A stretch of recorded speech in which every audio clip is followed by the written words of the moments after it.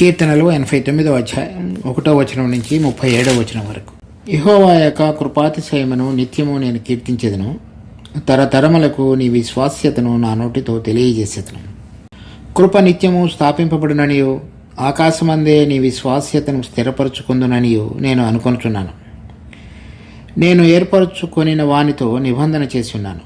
నిత్యము నీ సంతానమును స్థిరపరచెదను, తరతరములకు నీ సింహాసనమును స్థాపించదనని చెప్పి నా సేవకుడైన దావీదుతో ప్రమాణం చేసినాను. యెహోవా ఆకాశ వైశాల్యము నీ ఆశ్చర్య కార్యములను స్తుతించుచున్నది. పరిశుద్ధ దూతల సమాజములో నీ విశ్వాస్యతను బట్టి నీకు స్తుతులు కలుగుచున్నవి. మింటను యెహోవాకు సాటి అయిన వాడెవడు? దైవపుత్రులలో యెహోవా వంటి వాడెవడు?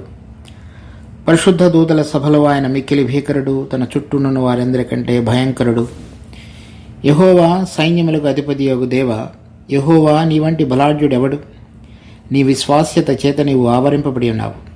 సముద్రపు పొంగును అణుచువాడవు నీవే. దాని తరంగములు లేచున్నప్పుడు నీవు వాటిని అణిచివేయుచున్నావు.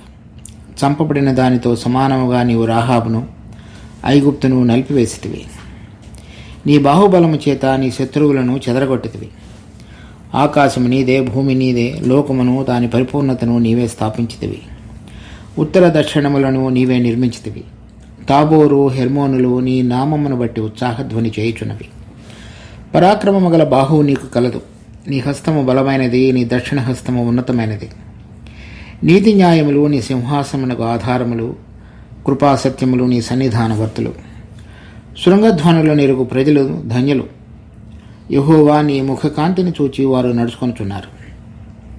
నీ నామమును బట్టి వారు దినమెల్లా హర్షించుచున్నారు. నీ నీతి చేత హెచ్చింపబడుచున్నారు.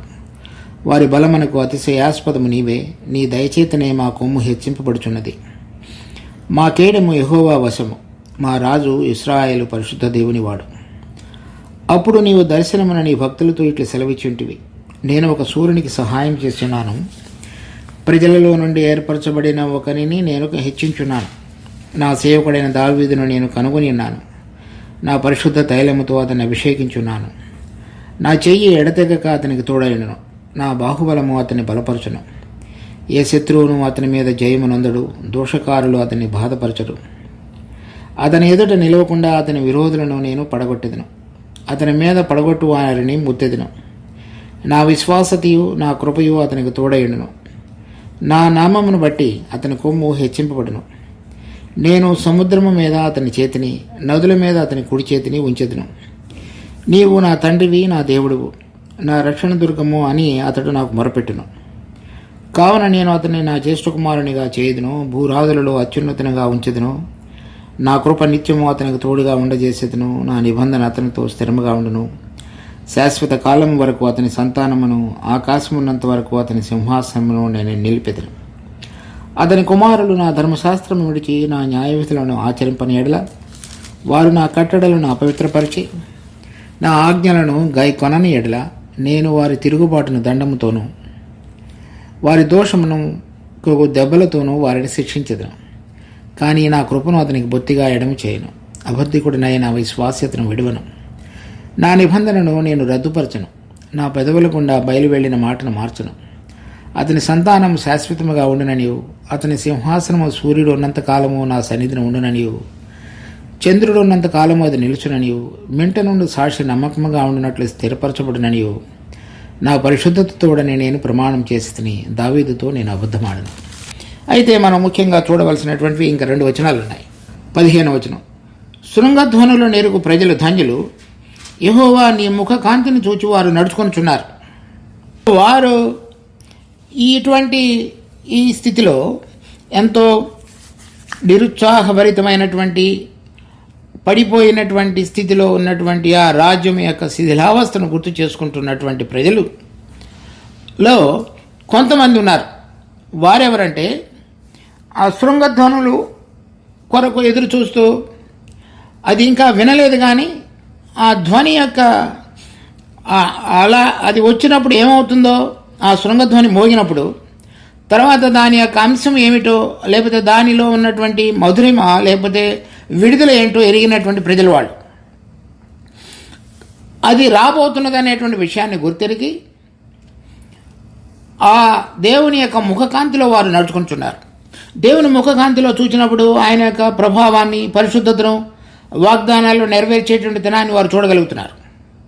తర్వాత దేవుడు తన సమయంలో ఆ శృంగధ్వని ఎప్పుడు మోగించబోతున్నాడో దాని కొరకే తమ చెవులను సిద్ధపరచుకొని ఆ ధ్వని వినగలిగేటట్లుగా చేసుకుంటున్నారు.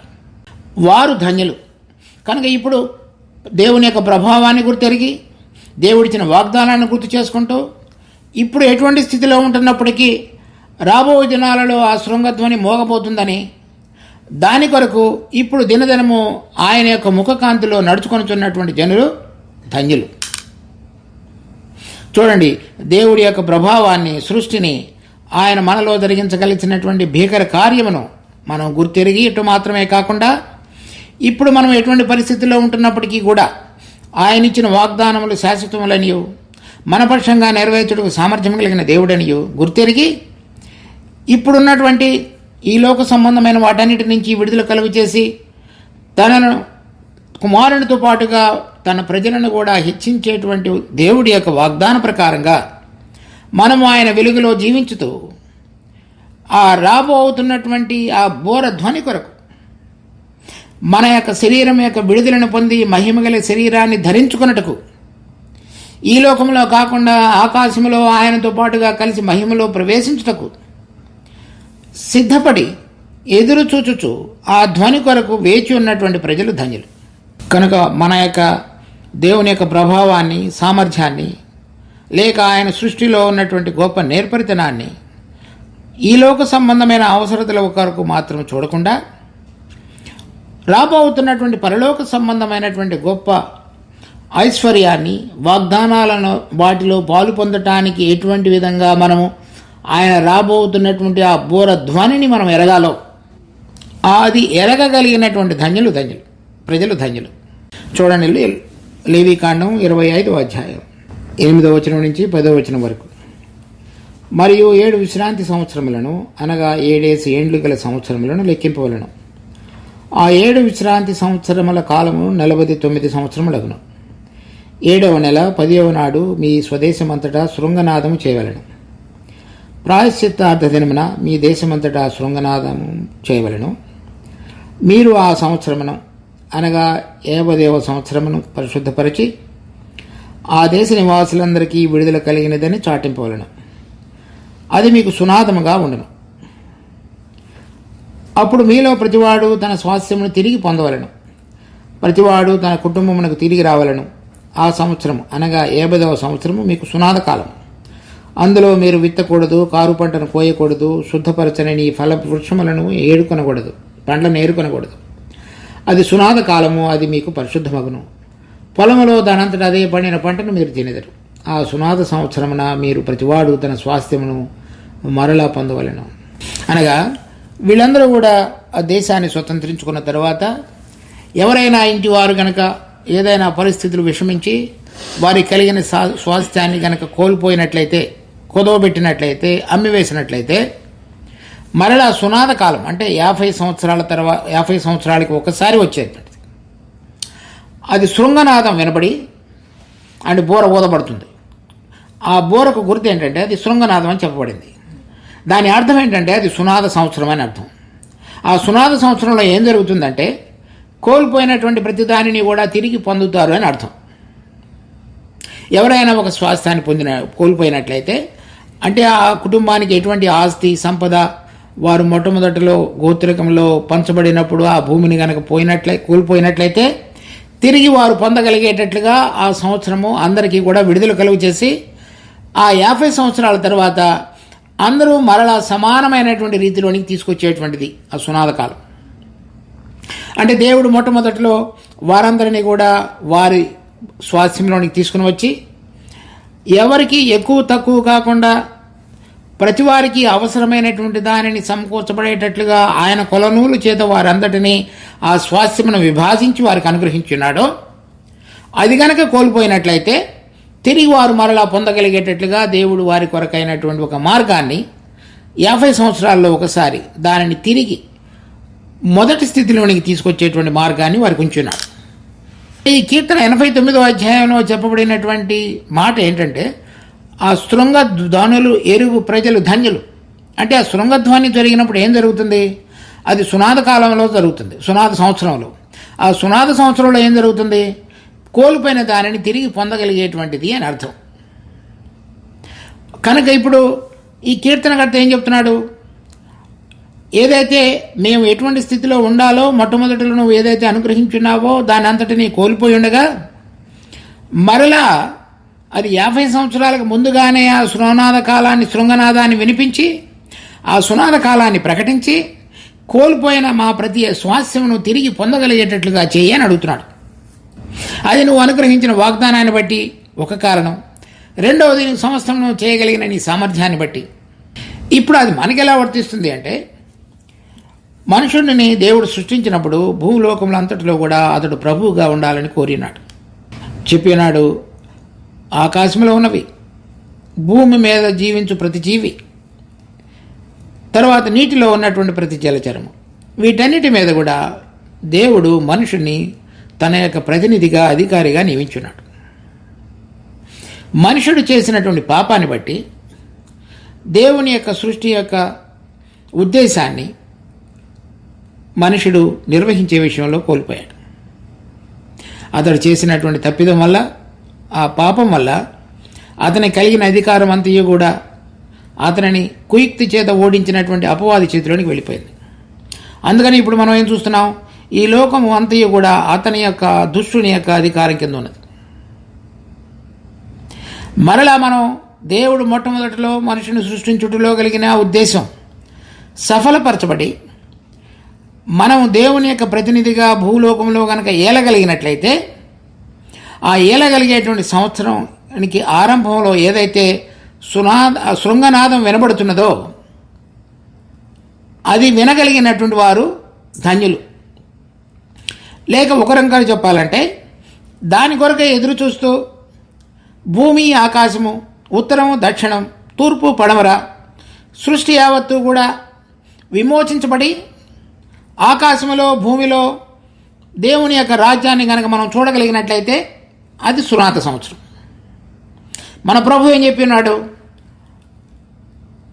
నీ నామం పరిశుద్ధపరచబడును గాక, నీ రాజ్యం వచ్చుగాక, పరలోకములో నీ చిత్తము జరిగించినట్లుగా భూలోకంలోనూ జరుగునుగాక.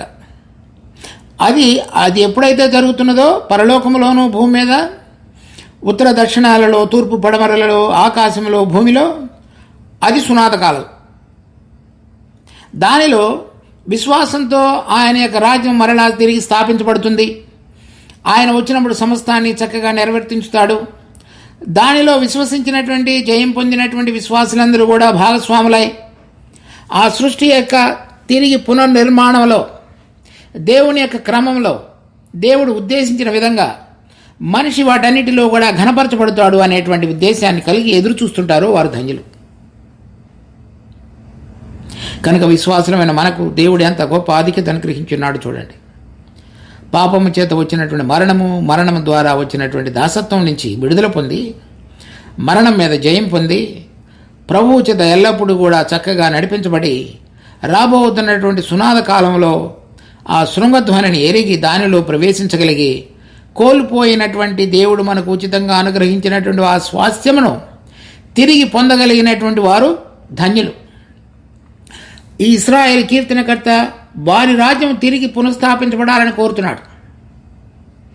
పాపం చేత దేవునికి దూరమైనటువంటి మనిషి తిరిగి ప్రభు అయిన యేసుక్రీస్తు యొక్క రక్తం ద్వారా శుద్ధిపరచబడి, ఆ మనస్సాక్షి శుద్ధీకరించబడి, నిర్జీవమైన క్రియలను విడిచిపెట్టి జీవం గల దేవుని సేవించుతూ ఆయన యొక్క వెలుగులో నడవగలిగి, రాబోతున్నటువంటి మహిమ సంవత్సరంలో ఏదైతే ఆ శృంగనాదం వినపడుతున్నదో, సునాద కాలం త్వరలో ప్రకటించబడుతున్నదో, ప్రభు అయిన యేసుక్రీస్తు వచ్చి తన యొక్క బలం చేత అపవాదిని, అతని దూతలందరినీ కూడా ఓడించి, భూలోకంలో ఉన్న రాజ్యములన్నీ కూడా అతని వశం చేయబడి, పరలోకంలోనూ భూమి మీదను ఆయన రాజుగా ప్రతిష్ఠించబడి, దాని కొరకై ఎదురు చూచుతున్నటువంటి జనులు ధన్యులు.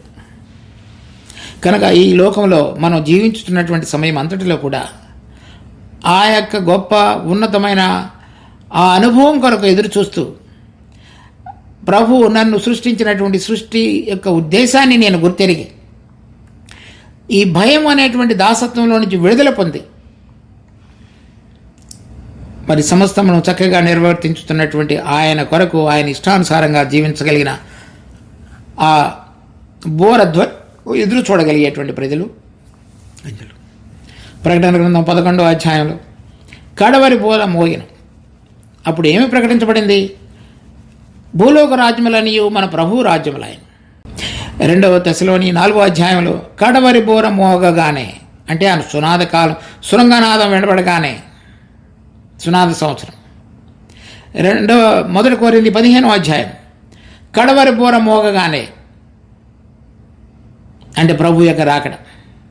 అంటే ప్రభు వచ్చినప్పుడు తన పరాక్రమం చేత అందరినీ ఓడించి మరలా తిరిగి రాజ్యాన్ని స్థాపిస్తాడు. ఇశ్రాయేలు వారికి కోల్పోయినటువంటి తిరిగి పూర్ణ వైభవాన్ని ఆయన తిరిగి కలుగు చేస్తాడు.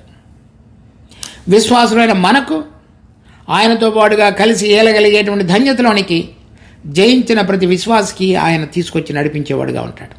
ఆ ధ్వని ఎరిగిన వారు చూడండి, యోహాను సువార్త 5వ అధ్యాయం 25వ వచనం. మృతులు దేవుని కుమారుని శబ్దము విని గడియ వచ్చుచున్నది, ఇప్పుడే వచ్చున్నది, దానిని వినువారు జీవింతురని మీతో నిశ్చయముగా చెప్పుచున్నాను. అంటే ఒకవేళ మనం గనక జీవించున్నట్లయితే ఆ శృంగధ్వని యొక్క ఆ బూరధ్వని వినగలుగుతారు. వారు వినగలిగినప్పుడు దేవుడు వారిని జయించినటువంటి విశ్వాసులను లేవనెత్తేవాడుగా ఉన్నాడు. ఒకవేళ వాళ్ళు గనక ప్రభు యొక్క రాకడకు మునుపే చనిపోయి ఉన్నట్లయితే ఇప్పుడు వారు అదే నిరీక్షణ కలిగి ప్రభు యొక్క స్వరాన్ని వింటూ జీవించినటువంటి బిడ్డలు కనుక ప్రభు యొక్క రాకడలో మొదట మృతులైన వారు లేతురని రాయబడింది. ఆ మృతులైన వారు లేవటానికి ఆ శృంగధ్వని యొక్క దేవుని యొక్క కుమారుని యొక్క స్వరాన్ని ఆ బోరలో వాళ్ళు వినగలుగుతారు. అలా వినగలిగిన వారు మొదట లేచుతారు. చనిపోయిన వాళ్ళందరూ వినరు. ఎవరైతే ఆయన యొక్క స్వరాన్ని క్రమంగా వింటూ ఆయన ద్వారా నడిపించబడుతున్నటువంటి బిడ్డలుగా ఉండి ప్రభు యొక్క రాకడకు ముందు ప్రభువులో నిద్రించున్నారో వారు ఆ స్వరాన్ని ఇక్కడ వినేటువంటి అలవాటు కలిగిన వారు కనుక ప్రభు యొక్క స్వరాన్ని ఆ సమయంలో ఆయన పిలిచినప్పుడు వారందరూ కూడా ఆ పాతాళ లోక ద్వారములను ఛేదించుకుని బయటికి రాగలిగేవారుగా ఉంటారు. కనుక ఆ శృంగధ్వనిని ఎరగట్టుకు ఆ బోర ఏ విధంగా మోగుతున్నదో, ఆ బోర మోగినప్పుడు నేను ఏ విధంగా స్పందించాలో, దాని కొరకే ఎటువంటి నిరీక్షణ కలిగిన ఆ జీవితంలో ప్రతిదానిని ఆ బోర శబ్దము వినుట కొరకు నేను సిద్ధపడాలో నా జీవితాన్ని పరీక్షించుకుంటూ జీవించాలి. తర్వాత అటువంటి వారు ఇంకేం చేస్తారో చెప్తున్నాడు. 89వ అధ్యాయం కీర్తనలు. వారు యెహోవా నీ ముఖ కాంతిని చూచి వారు నడుచుకొనిచున్నారు. దినదినము వారు చేసేటువంటి పని ఏంటంటే వారు అటు ఇటు చూడరు. ఇక వారు నీ ముఖ కాంతిని చూచి నడుచుకొనిచున్నారు. దేవుడు తన సృష్టి అంతటిలో కూడా మొట్టమొదటిలో సృష్టించినటువంటి మొదటి రోజు సృష్టించినటువంటిది వెలుగు కలుగునుగాక. ఆ వెలుగు సూర్యుడు చంద్రుడు సృష్టించినటువంటి వెలుగును కాదు.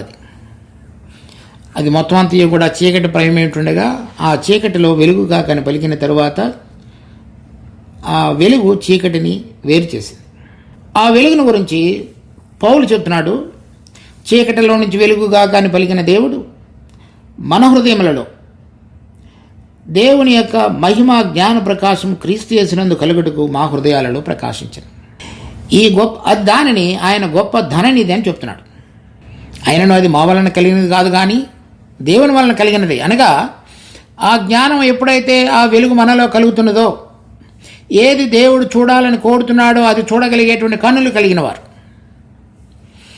పౌలుని ఉదాహరణకు చూడండి, అపోస్తలుల కార్యం 9వ అధ్యాయంలో ఆ వెలుగు అతనిని దర్శించినప్పుడు 3 దినాలు అతడు గుడ్డివాడైపోయాడు.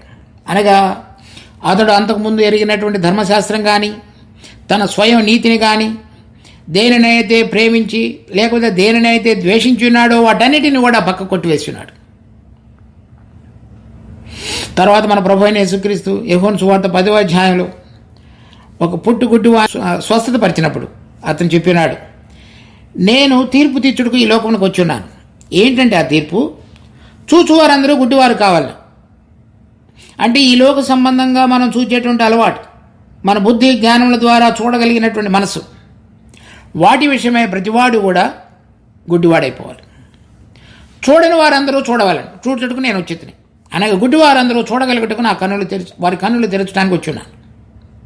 అంటే మనం ఏదైతే చూడలేకపోతున్నామో పరలోక సంబంధమైన విషయాలు, దేవుడిని గురించినటువంటి నిజమైనటువంటి దర్శనం, ఆయన శక్తి, ప్రభావము, పరిశుద్ధత, ఆయన ఉద్దేశాలు, ఆయన వాగ్దానములు మనందరి పక్షంగా ఏ విధంగా ఉన్నాయో వాటిని చూడగలిగినటువంటి విధం.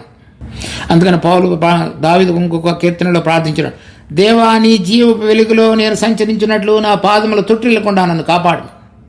అంటే ఆ వెలుగు, ఏ వెలుగైతే చీకటిలో నుంచి వెలుగు కాకని పలికిన దేవుడు మన హృదయాలలో ప్రకాశించున్నాడో ఆ ప్రకాశం యొక్క వెలుగులో ప్రతిదీన్ని ఆలోచించుట, మాట్లాడుట, నడుచుట అనేటువంటిది అభ్యాసపూర్వకంగా కలిగిన వెలుగు. నా గొర్రెలు నా స్వరం వినడు. వారు ఈ లోక సంబంధమైన వాటిని చూడకుండా అదృశ్యమైన వాటిని నిదానించి చూచి ఆయన స్వరాన్ని విని నడిపించబడేవారుగా ఉన్నారు. కనుక మన దినదిన జీవితంలో మన ప్రభువులో ఆయనలో జీవమడినో ఆ జీవం మనుషులకు వెలుగైనను. చూడండి, ఆ వెలుగు జీవపు వెలుగు అనగా దేవుని యొక్క జీవము మనలో పనిచేయడం ద్వారా మనం చక్కగా నడిపించబడగలిగినటువంటి వెలుగు మార్గమైనది. ఈ లోకమంతయు కూడా చీకటితో నిండినది. ఈ లోకం నుంచి వేరై దేవుని యొక్క వెలుగులో నడవగలిగినట్లయితే, అంటే ఎవరైతే దేవుని యొక్క రాజ్యము భూమి మీద స్థాపించబడుతుందని, ఆయన పరిశుద్ధుడని, అటువంటి పరిశుద్ధతలో జీవించాలని, ఆ వెలుగును మాత్రమే ఆధారంగా కలిగి మన కన్నులు ముందు చూడాలని వారు నడిపించబడేటువంటి వారుగా ఉన్నారు. చివరిగా ఒక వచనం చూడండి, దేవుడు ఎవరిని ప్రేమించినో వారి కొరకు ఏవి సిద్ధపరచినో కంటికి కనపడలేదు, చెవికి వినబడలేదు, మనిషి హృదయమునకు గోచరం కాలేదు. కానీ దేవుడు మనకు అనుగ్రహించిన పరిశుద్ధాత్మ ద్వారా దేవుడు వాటిని మనకి బయలుపరిచున్నాడు. అది మనిషి యొక్క కంటికి కనబడదు, చెవికి వినబడదు. బుద్ధి జ్ఞానములు అనేటువంటి జ్ఞానేంద్రియముల ద్వారా ఆలోచించినప్పుడు అవి అర్థం కాని విషయాలు. కానీ కంటికి కనబడగలిగేటట్లుగా ఆత్మ సంబంధమైన ఈ మనోనేత్రములు వెలిగించబడినందున అవి చూడగలిగేటట్లుగా, తర్వాత మన చెవులు తెరవబడటం ద్వారా నువ్వు నాకు చెవులు కుట్టి ఉన్నావు అంటే నేను నీకు దాసుడిగా ఉండటాన్ని బట్టి నీ స్వరాన్ని వినగలిగేటట్లుగా చేశావు. అంటే పరలోక సంబంధమైన ఆయన స్వరాన్ని విని ఆయన ఏం చెప్తున్నాడో ఆ మార్గంలో నేను నడవగలిగే విధంగా గొర్రెవలే నీ కాపరత్వం కిందకి నన్ను తీసుకొని ఉన్నావు. తర్వాత ఆ విధంగా నడుచుతున్నప్పుడు మనిషి హృదయమునకు అగోచరమైన విషయాలు గోచరమగినట్లుగా చేసి రాబోతున్నటువంటి ఆ సునాద సంవత్సరానికి శృంగనాదం వినగలిగేదానికి నా చెవులను తెరిచున్నావు. కనుక మనం ఎటువంటి పరిస్థితుల్లో అయినా సరే మన ప్రభువు యొక్క రాకడను గురించి, ఆయన కొరకు మనం ఆయన కోరిన విధంగా ఏ విధంగా జీవించాలో గుర్తెరిగి ఆ ప్రకారంగా ప్రతిరోజు మన జీవితాన్ని చక్కగా సరిదిద్దుకుంటూ జీవించగలిగినటువంటి ప్రజలు ధన్యులు. దేవుడి ఈ వాక్యమును మన కొరకే ఆశీర్వదించును గాక. మా జీవం కలిగిన తండ్రి, మీకు ఎంతో వందనాలు. శృంగధ్వనుల నేరుగు ప్రజలు ధన్యులు. అటువంటి ధన్యతలోనికి మమ్మల్ని ఉంచు. ఆ కడవరి బోర ఎప్పుడు మోగుతుందో ఆ బోరను వినగలిగినటువంటి సున్నితత్వంలో మా యొక్క ఆత్మ, మీ ఆత్మతోనికి లోబడి మీ ద్వారా నడిపించబడగలిగి ఆ జీవపు వెలుగులోను, ఆ దేవుని సన్నిధిలోను మీ జీవం ద్వారా మనుషులకు వెలుగైనటువంటి ఆ వెలుగును చూడగలిగే విధంగా మా అంతరంగంలో నూతనమైన విధంగా మీ కార్యమును జరిగించండి. మా మనోనేత్రములు కనుక వెలిగించబడినట్లయితే ఆ పైనున్న వాటిని వెతికి మనిషి హృదయమునకు అగోచరమైనటువంటి విషయాలను మేము గోచరం కాగలిగేటువంటి ఆ స్పందనలోనికి మమ్మల్ని తీసుకుని రండి.